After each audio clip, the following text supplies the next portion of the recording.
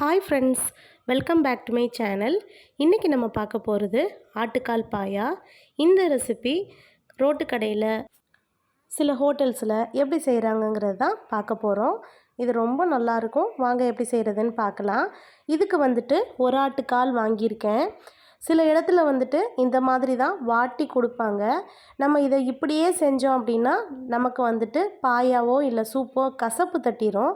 அதனால் இதை வாங்கிட்டு ஒரு அரை மணி நேரம் தண்ணியில் ஊற வச்சு எடுக்கணும். தண்ணியில் ஊற வச்சிட்டோம் அப்படின்னா இந்த மேலே இருக்கிற ப்ரௌன் கலர் எல்லாம் பாருங்கள் கொஞ்சம் கொஞ்சமாக அந்த தண்ணியில் இறங்கிரும். அதுக்கப்புறமா லைட்டாக கத்தி வச்சு இந்த மாதிரி எடுத்து விட்டோம் அப்படின்னா அந்த ப்ரௌன் கலர்லாம் போயிடும். முடிஞ்ச வரைக்கும் நல்ல வெள்ளையாக கிடைக்கும். இப்படி செய்யும்போது அந்த கசப்பு எதுவுமே இல்லாமல் நம்ம செய்கிற ரெசிபி ரொம்ப நல்லாயிருக்கும்.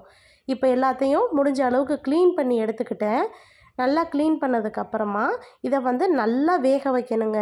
பஞ்சு மாதிரி வேக வச்சாதான் நமக்கு சாப்பிட ரொம்ப நல்லாயிருக்கும். ஒரு குக்கரில் சேர்த்துக்கிறேன். சேர்த்துட்டு அதுக்கப்புறமா இதுக்கு கொஞ்சமாக ஒரு ஃப்ளேவருக்காக மசாலா சேர்க்கணும். குட்டி ஸ்பூனில் 1 டீஸ்பூன் அளவுக்கு மஞ்சள் தூள், இதுக்கு தேவையான அளவு, அதாவது காலுக்கு தேவையான அளவு மட்டும் உப்பு சேர்த்துக்கோங்க. சேர்த்துட்டு இஞ்சி பூண்டு பேஸ்ட்டு 1 ஸ்பூன் அளவுக்கு சேர்க்குறேன். இதுவுமே காலுக்கு நல்ல ஒரு ஃப்ளேவர் கொடுக்கும். அது உள்ளே இறங்கி சாப்பிடும்போது நல்ல டேஸ்ட்டாக இருக்கும். அதுக்கப்புறமா இது முழுகிற அளவுக்கு தண்ணி சேர்த்துக்கோங்க. சேர்த்துட்டு இப்போ 10லேருந்து 15 விசில் வரைக்கும் வச்சு எடுத்துட்டோம் அப்படின்னா நமக்கு ஆட்டுக்கால் நல்ல சாஃப்டாக இருக்கும். இப்போது இது இன்னொரு பக்கம் வெந்துட்டே இருக்கட்டும். இன்னொரு பக்கம் பார்த்திங்கன்னா மசாலாவுக்கு ரெடி பண்ணிக்கலாம். அரை மூடி தேங்காயில் பாதி அளவு மட்டும் இந்த மாதிரி எடுத்திருக்கேன். அதுக்கப்புறமா பாதாம் ஊற வச்சுருக்கேன்.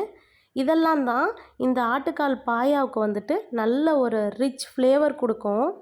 சீரகம், சோம்பு, பாதாம், அப்புறம் உப்பு, மஞ்சள் தூள், மிளகாய் தூள், அவ்வளோதாங்க.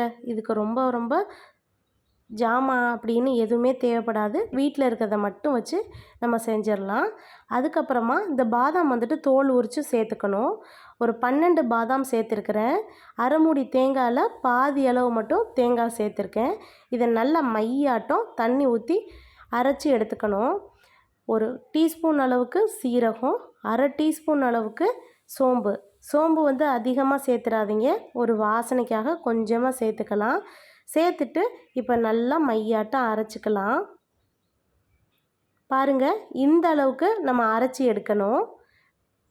அப்போ தான் நம்ம பாயா நல்லா சூப்பராக இருக்கும். ஒரு கடாயில் எண்ணெய் சேர்த்துருக்குறேன்.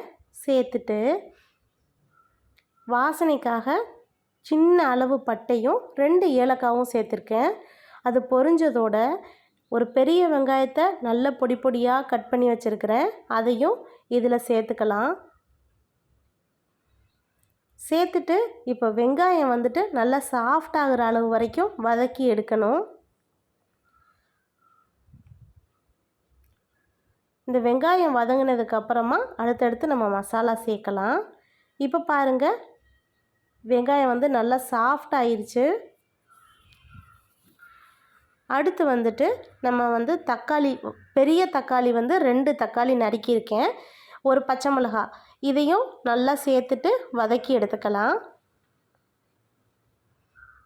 இது நல்லா எல்லாம் ஒன்று சேர்ந்து ஒரு பேஸ்ட் மாதிரி வரணும். அது வரைக்கும் வதக்கிக்கலாம். கூடவே கொஞ்சம் உப்பு சேர்த்துக்கிறேன். சேர்த்துட்டு இப்போ நல்லா வதக்கி விட்டுக்கலாம். கொஞ்சம் நேரம் கழித்து பார்க்கலாம்.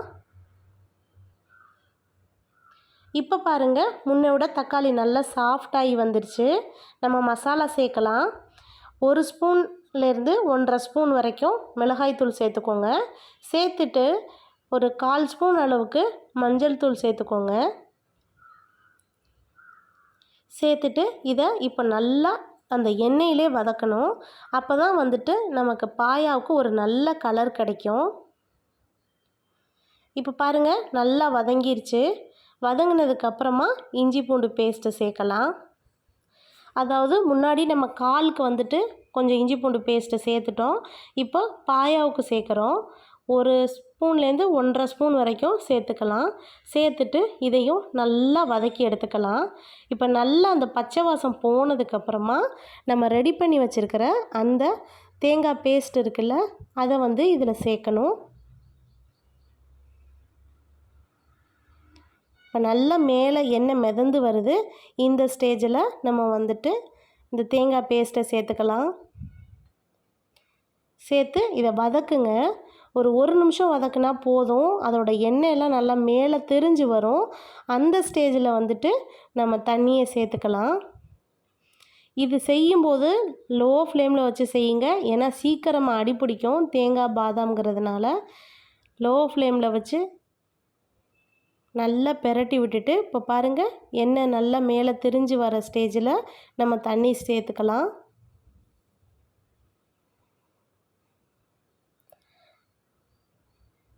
அவ்வளோதான். அந்த மிக்ஸி ஜார்லேயே கொஞ்சமாக தண்ணியை சேர்த்து கலந்து விட்டுட்டேன்.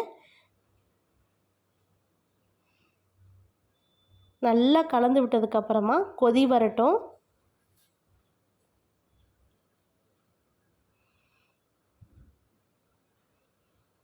இப்போது கொதி வர ஆரம்பிச்சிருச்சு. நல்லா கொதி வந்ததுக்கப்புறமா நம்ம வேக வச்சுருந்த இந்த ஆட்டுக்காலை சேர்த்துடலாம். அவ்வளோதாங்க. இங்கே பாருங்கள் நல்லா பஞ்சாட்டம் வெந்துருச்சு. இப்போ இதெல்லாம் ஒன்று சேர்ந்து கொதி வந்து நல்லா அந்த ஃப்ளேவர் உள்ளே இறங்கணும். அப்போ தான் வந்து நமக்கு டேஸ்ட்டாக இருக்கும். கொஞ்சமாக மிளகுத்தூள் சேர்த்துருக்குறேன். சேர்த்துட்டு அதுக்கப்புறமா மல்லி இலை. அவ்வளோதாங்க.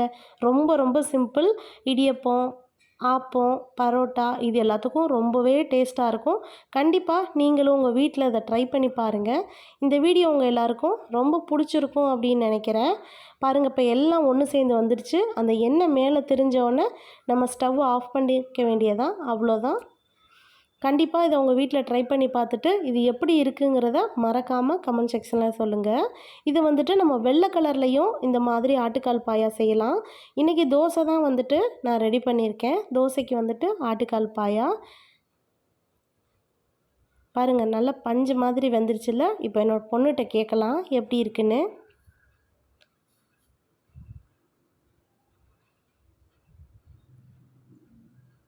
சுடுது. நல்லா இருக்கா?